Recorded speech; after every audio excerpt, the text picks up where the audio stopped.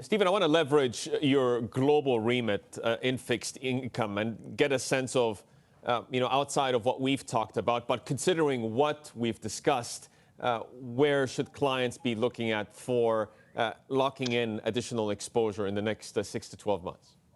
Well, you've got the base case of lower for longer, which I think is established. There's still some denial out there, but that presents opportunities. So the very long end of the Treasury market is the place to be. I mean, it'd be great if we could buy at 2% again, but I think that time has passed. I think we've seen the high for yields. There are now some interesting relative value opportunities across markets. So we actually look at Canada as an alternative to the US in the longer segment. In credit, this sort of backdrop of benign rates is pretty good for high yield in general, as long as you can avoid the odd hiccup here and there. And high yield has returned about 5% this year in the US.